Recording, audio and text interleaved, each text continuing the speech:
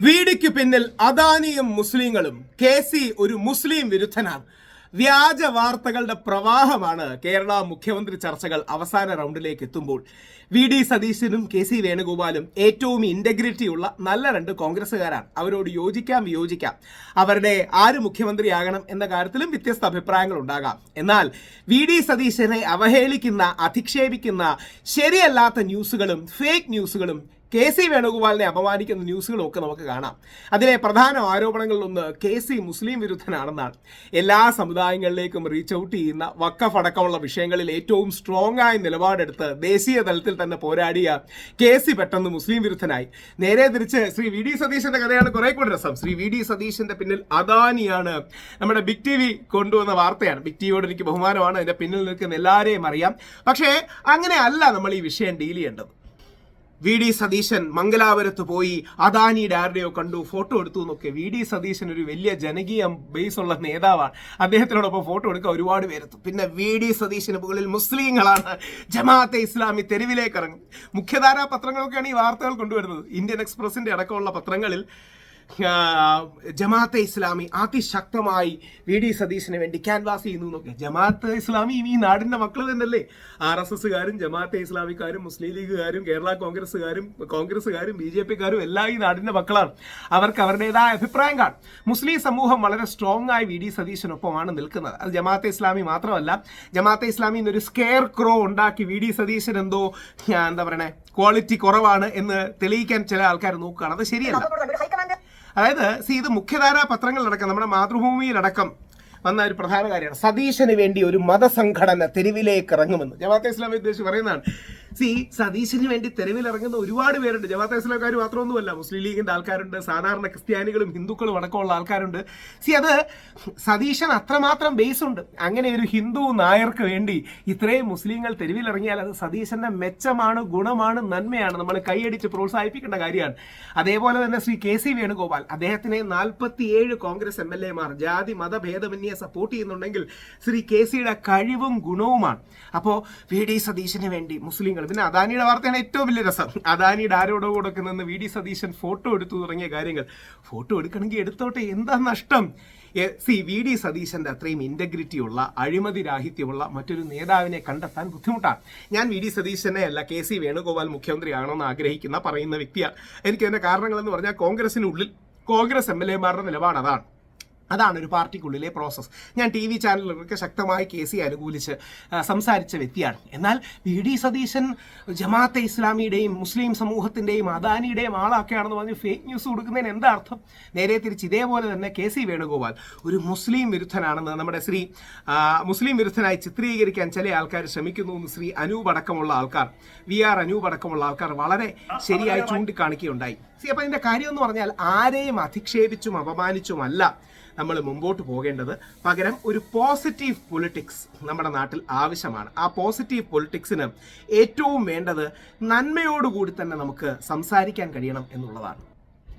ഞാനപ്പോൾ അങ്ങനെ എൻ്റെ ഒരു സുഹൃത്തും പ്രമുഖനായ കോൺഗ്രസിന്റെ വക്താവുമായ ശ്രീ അനൂപിനോട് ഇതിനെക്കുറിച്ച് സംസാരിക്കാൻ വിചാരിച്ചു. ശ്രീ VR അനൂപ് ഒരു ശ്രീനാരായണീയനാണ്. ഞാനും ശ്രീനാരായണ ഗുരുദേവനെ ആദരിക്കുകയും അദ്ദേഹത്തിന്റെ പാതകൾ പിന്തുടരാൻ ആഗ്രഹിക്കുന്ന ഒരു വ്യക്തിയുമാണ്. ശ്രീ അനൂപ് അറിയപ്പെടുന്ന മതസൗഹാർദ്ദവാദിയും കേരളത്തിലെ പല വിഷയങ്ങളും വിശിഷ്യ വർഗീയതയ്ക്കെതിരെയുള്ള പോരാട്ടത്തിൽ മുന്നിൽ നിൽക്കുന്ന ഒരാളാണ്. ശ്രീ അനൂപ് സംസാരിക്കുന്നതിന് വളരെ നന്ദി. ഞാൻ റെക്കോർഡ് ചെയ്യുകയാണ് അങ്ങയുടെ പെർമിഷനോടുകൂടി. ശ്രീ അനൂപ് കേൾക്കാമോ? അപ്പൊ അതായത് ഞാൻ ചോദിക്കാൻ ആഗ്രഹിച്ചത്, കോൺഗ്രസിലെ മുഖ്യമന്ത്രി ചർച്ചകൾ ചൂടുപിടിച്ച് വരികയാണല്ലോ. അപ്പോൾ ഈ ചില ആൾക്കാർ ഇതിനെ മനഃപൂർവ്വം വർഗീയ വിദ്വേഷം ഉണ്ടാക്കാൻ KC മുസ്ലിം വിരുദ്ധനാണ്, അല്ലെങ്കിൽ VD സതീശന് വേണ്ടി മുസ്ലിങ്ങളാണ്, ഇങ്ങനത്തെ ഒരുപാട് വാർത്തകളുമായിട്ട് വരുന്നുണ്ട്. അതും ചില മുഖ്യധാരാ ചാനലുകൾ, പേര് പറയുന്നില്ല. ഞാനപ്പോൾ അങ്ങേ വിളിക്കാൻ കാരണം അങ്ങ് റിപ്പോർട്ടറിൽ സ്മൃതി പരുത്തിക്കാടിന്റെ കൂടെ ഒപ്പം ഉള്ളതിൽ വളരെ കറക്റ്റായി ചൂണ്ടിക്കാണിച്ചിരുന്നു KC മുസ്ലിം വിരുദ്ധനാണ് എന്ന് ചിത്രീകരിക്കുന്നു. എന്താ അങ്ങയുടെ കാഴ്ചപ്പാടെന്ന് അറിയാനും പ്രേക്ഷകരുമായി പങ്കുവെക്കാനുമാണ്. പ്രത്യേകിച്ച് ഈ രാഹുൽ ഈശ്വറിനോടുള്ള വലിയൊരു ബഹുമാനം, അവനവന്റെ ബോധ്യങ്ങൾ അനുസരിച്ച് അത് അൺപോപ്പുലർ ആണെങ്കിലും പോപ്പുലർ ആണെങ്കിലും പറയുന്ന ഒരാളാണ്. എനിക്ക് അങ്ങ് ഓർക്കും എന്ന് എനിക്കറിയാം. ഇപ്പൊ രാഹുൽ മാങ്കൂട്ടത്തിന്റെ വിഷയത്തിൽ താങ്കളുടെ ഒരു നിലപാടുണ്ട്. ആ നിലപാട് എന്ന് പറയുന്നത് ഈ താങ്കൾ എന്നെ വിളിച്ചതടക്കം ഞാൻ ഓർക്കുന്നുണ്ട്. കാരണം താങ്കളുടെ ബോധ്യമാണ്. അന്ന് ഞാനെടുത്തൊരു നിലപാട് വേറൊരു നിലപാടാണ്. എനിക്ക് രാഹുലുമായി വ്യക്തിപരമായ സൗഹൃദമുള്ള ആളാണ്. രാഹുൽ കോൺഗ്രസ് പൊളിറ്റിക്സിൽ ആർദ്രത്തിൽ ഒരു ഏറെക്കുറെ അനിവാര്യനാണ് എന്ന്, രാഹുലിന്റേതായ സ്പേസ് ഉണ്ടെന്ന് വിശ്വസിക്കുന്ന ഒരാളാണ്. പക്ഷെ ആ സമയത്ത് VD സതീശൻ അടക്കം എടുത്തൊരു നിലപാടാണ് ശരി എന്ന് വിചാരിച്ച ഒരാളാണ്. ആ ബോധ്യത്തിൽ മുന്നോട്ട് പോയ ഒരാളാണ്. അന്ന് VD സതീശൻ പറഞ്ഞൊരു വാചകമുണ്ട്: ഫേസ്ബുക്കിലെ ലൈക്കും കമന്റും നോക്കി എല്ലാ നിലപാട് സ്വീകരിക്കേണ്ടത്. അതൊരു രാഷ്ട്രീയ ബോധ്യത്തിന്റെ അടിസ്ഥാനത്തിലാണ്, പൊളിറ്റിക്കൽ കൺവെൻഷൻ. എനിക്ക് തോന്നുന്നു ആ വാക്ക് മലയാളിക്ക് ആ സമീപകാലത്ത് ഏറ്റവും അധികം പരിചിതമാക്കിയ ഒരാൾ കൂടിയാണ് VD സതീശൻ. ഞാൻ ഇപ്പോഴും അതേ നിലപാട് നിൽക്കുകയാണ്. നമ്മളുടെ ബോധ്യത്തിന്റെ അടിസ്ഥാനത്തിലാണ് നിലപാട് സ്വീകരിക്കേണ്ടത്. ഇപ്പൊ കേരളത്തിൽ കോൺഗ്രസിന്റെ മുഖ്യമന്ത്രി സ്ഥാനാർത്ഥിയായി ആര് വരണം എന്നതിനെ കുറിച്ച് വ്യത്യസ്തമായ ഓപ്ഷൻസ് ഉണ്ടാകാം. കോൺഗ്രസ് പോലൊരു പാർട്ടിയിൽ അത് സാധ്യവുമാണ്. പക്ഷെ എന്താണ് ഞാൻ ഉന്നയിക്കാൻ ശ്രമിക്കുന്ന അടിസ്ഥാനപരമായ പ്രശ്നം, ഇവിടെ വളരെ തുടക്കം മുതൽ ഒരു അജണ്ട സെറ്റ് ചെയ്യാനുള്ള വലിയ പരിശ്രമം നടക്കും. അതിനകത്ത് ഒരു വലിയ അനീതി ഉണ്ടെന്ന് വിചാരിക്കുന്നതാണ്. അത് KC വേണുഗോപാലിനെ പോലെ സെക്യുലർ കണക്ഷനുള്ള ഒരു കോൺഗ്രസ് നേതാവ് അദ്ദേഹത്തെ വെള്ളാപ്പള്ളി നടേശനുമായൊക്കെ കൂട്ടിക്കെട്ടി അദ്ദേഹത്തെ ഒരു മുസ്ലിം വിരുദ്ധനാണ്, വെള്ളാപ്പള്ളി നടേശന്റെ നാവാണ് എന്നൊക്കെ അധിക്ഷേപിക്കുന്നത് ശരിയല്ല എന്ന് വിചാരിക്കുന്ന ആളല്ലേ. ഇപ്പൊ ഖുർആനിൽ പറയുന്നൊരു വാചകമുണ്ട്: നിങ്ങൾ ഒരാളോടുള്ള വിരോധം പോലും അയാളോട് അനീതി പ്രവർത്തിക്കാൻ കാരണമാകരുത്. അയാൾ നിങ്ങളുടെ ശത്രുവാണെങ്കിലും അയാളെ കുറിച്ച് ഇല്ലാത്തത് പറയരുത്. അതിന്റെ അർത്ഥം ഇവിടെ നിങ്ങൾക്ക് പറയാം VD സതീശനാണ് നിങ്ങളുടെ ചോയ്സ്, നിങ്ങൾക്ക് KC വേണുഗോപാൽ അല്ല എന്ന് പറയാനുള്ള എല്ലാ സ്വാതന്ത്ര്യമുണ്ട്. പക്ഷെ അത് വെള്ളാപ്പള്ളി നടേശന്റെ നാമാണ്, വെള്ളാപ്പള്ളി നടേശന് അനുകൂലമായ ഒരു പൊസിഷൻ എടുത്ത ആളാണ് KC വേണുഗോപാൽ എന്ന് സ്ഥാപിച്ചുകൊണ്ട് വെള്ളാപ്പള്ളി നടേശനെതിരെയുള്ള ഈ പറയുന്ന രോഷം KC വേണുഗോപാലിലേക്ക് തിരിച്ചുവിടാൻ ശ്രമിക്കരുതേ. അതിനകത്തൊരു യാഥാർത്ഥ്യമില്ല. ആലപ്പുഴയിൽ ആദ്യത്തെ തവണ KC മത്സരിക്കുന്നുണ്ട്. അവസാന ഇലക്ഷൻ, ഞാൻ അദ്ദേഹത്തിന്റെ ഇലക്ഷൻ സമയത്ത് മുഴുവനുണ്ടായ ആളാണ്.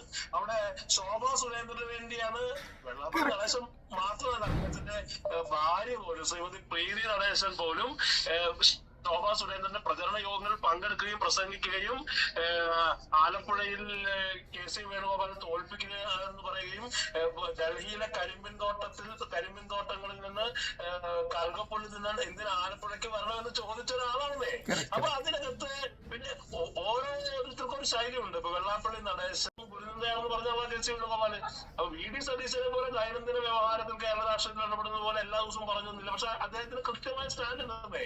അപ്പൊ അങ്ങനെ പല കാര്യങ്ങളിലും വ്യത്യസ്തതകളുണ്ട്. അദ്ദേഹം ഒരു വർഗീയ വിദ്വേഷം നടത്തുന്ന ഒരാൾക്കും വിരുന്ന് സർക്കാർ നടത്തിയിട്ടില്ല. അദ്ദേഹം അതിനകത്ത് ഞാൻ പറയുന്നത്, എന്റെ പ്രശ്നം രാഹുൽ ഒരേ ഒരു കാര്യത്തിൽ മാത്രമാണ്. നിങ്ങൾക്ക് VD സതീശൻ മുഖ്യമന്ത്രിയാവാൻ യോഗ്യനാണെന്ന് പറയാം, നിങ്ങളുടെ സ്ഥാനാർത്ഥി VD സതീശനാണെന്ന് പറയാം, അതിനൊന്നും ഒരു കുഴപ്പമില്ല. കോൺഗ്രസ് പോലുള്ള ഒരു ജനാധിപത്യ പാർട്ടിയിൽ മാത്രമല്ല പുറത്തു നിൽക്കുന്ന ആളുകൾക്ക് അഭിപ്രായം പറയാം. പക്ഷേ അതിന് പകരം താങ്കൾ എപ്പോഴും ഗാന്ധിയെ ഉദാഹരിക്കുന്ന ഒരാളാണല്ലോ. ഒരു ഗാന്ധിയെ നിലപാടിൽ നിന്നുകൊണ്ട് ഞാൻ എല്ലാ വർഷവും ശബരിമലയിൽ പോകുന്ന ആളാണ്, എല്ലാ മാസത്തിലും ഗുരുവായൂർ പോകുന്ന ഒരാളാണ്.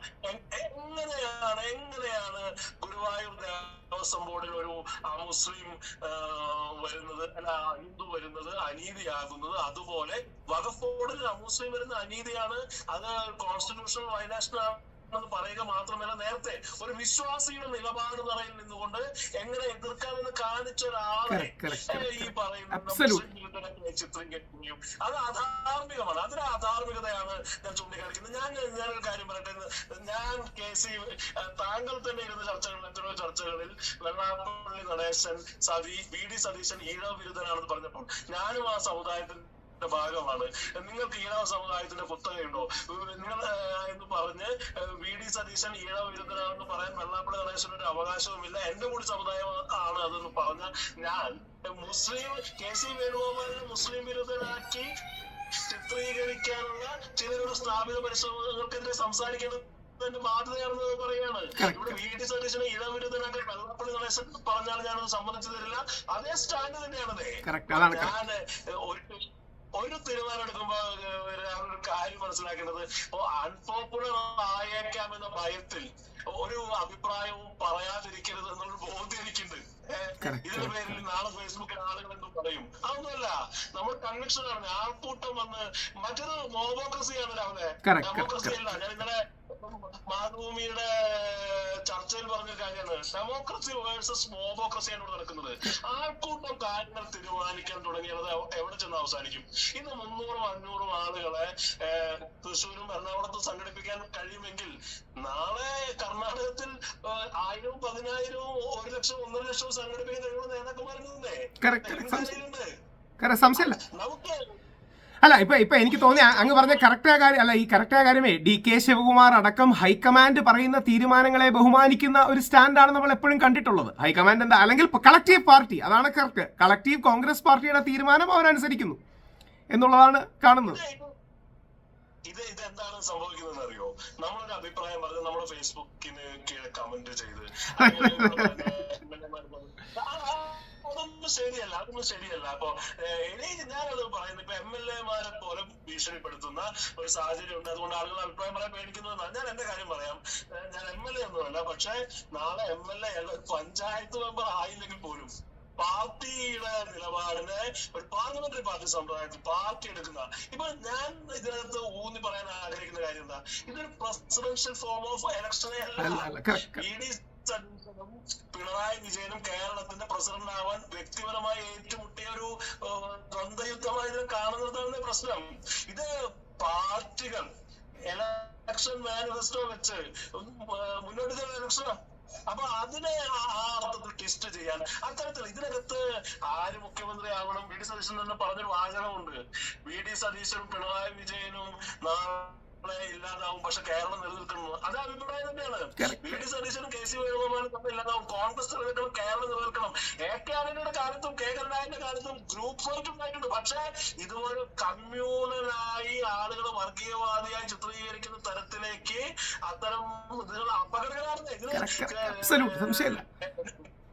അല്ല, ഇത് ശരിക്കും ഇവരെ രണ്ടുപേരെയും ഒരുപാട് അല്ലെങ്കിലും കുറച്ചെങ്കിലും അറിയാവുന്ന ആളെ കണ്ടാണ് ഇത്ര ഇന്റഗ്രിറ്റി ഉള്ള നേതാക്കൾ 3 പേരും. അത് ശ്രീ KC വേണുഗോപാൽ ആണെങ്കിലും ശ്രീ രമേശ് ചെന്നിത്തലാജി ആണെങ്കിലും ശ്രീ VD സതീശൻ ആണെങ്കിലും ഈ ഇന്റഗ്രിറ്റി ഉള്ള നേതാക്കളെ നമ്മുടെ മനസ്സിന്റെ ഓരോ ജൽപ്പനങ്ങൾ വെച്ച് ചില ആൾക്കാർ ചിത്രീകരിക്കുന്നത് കാണുമ്പോൾ ശരിക്കും വിഷമം തോന്നുന്നുണ്ട്. ആര് വേണമെങ്കിലും ആയിക്കോട്ടെ, അത് കോൺഗ്രസിന്റെ കളക്റ്റീവ് ഡിസിഷനാണ്.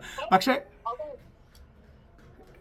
കോൺഗ്രസിന്റെ പൊളിറ്റിക്കൽ പ്രയോറിറ്റിയും കോൺഗ്രസിന്റെ പൊളിറ്റിക്കൽ ചോയ്സുകളേ. അർത്ഥമൊന്നുമില്ലല്ലോ. ജനാധിപത്യത്തിൽ ഒരാളെ ഒരു സമയത്ത് തെരഞ്ഞെടുക്കാൻ കഴിയുള്ളൂ. അപ്പൊ അതിനപ്പുറത്തേക്ക് നമ്മുടെ വിഷയം രാവിലെ ഇതിനകത്ത് ആര് മുഖ്യമന്ത്രി ആകണം, ആര് മുഖ്യമന്ത്രി ആകരുത് എന്നുള്ളതല്ല. കേരളത്തിൽ അത്തരമൊരു അപകടകരമായ ധ്രുവീകരണം ഉണ്ടാക്കാനുള്ള അപകടകരമായ ഈ പറയുന്ന ചാപ്പേടി നടക്കണം. KC വേണുഗോപാൽ അനുകൂലിച്ചു കഴിഞ്ഞാൽ അയാൾ ഇസ്ലാമോഫോബാവും.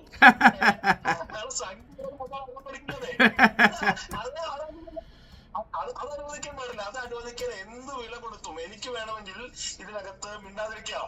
എനിക്ക് മിണ്ടാതിരിക്കാനാണ് സൗകര്യം. കാരണം എന്നെയൊക്കെ ഇഷ്ടപ്പെടുന്ന പല ആളുകളും അതിനകത്ത് KC വേണുഗോപാൽ വരരുതെന്ന് പറയുന്ന വളരെ കൃത്യമായ സ്റ്റാൻഡ് എടുക്കുന്ന ആളുകളുണ്ട്. പക്ഷെ ഞാൻ പറയുന്നത് അതിനകത്ത് നിങ്ങൾക്കത് പറയാം. പക്ഷെ അത് ഈ പറയുന്ന KC സമം വെള്ളാപ്പള്ളി, വെള്ളാപ്പള്ളി സമം മുസ്ലിം വിരുദ്ധൻ എന്ന് പറയുന്ന അപകടകരമായ ഒരു ഈ പറയുന്ന ചാപ്പയാണ് ഇവിടെ നടക്കുന്നത്. അത് വേണ്ട.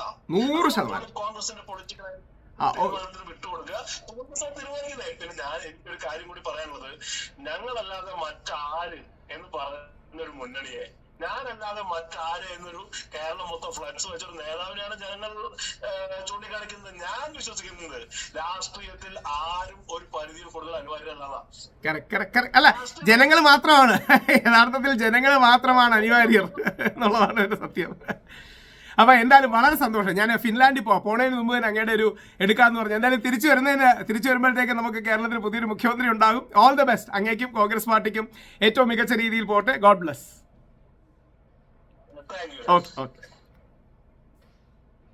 അപ്പോൾ ശ്രീ അനൂപാണ്. എന്തായാലും ഏറ്റവും മികച്ച രീതിയിൽ കോൺഗ്രസിന് ഒരു മുഖ്യമന്ത്രി ഉണ്ടാകട്ടെ. അത് KC വേണുഗോപാൽ ആണെങ്കിലും ശ്രീ VD സതീശനാണെങ്കിലും ശ്രീ രമേശ് ചെന്നിത്തല ആണെങ്കിലും 3 പേരുടെ കയ്യിലും കേരളം സേഫാണ്. നല്ല രീതിയിൽ മുമ്പോട്ട് പോകാനാകട്ടെ. ജയ് ഹിന്ദ്.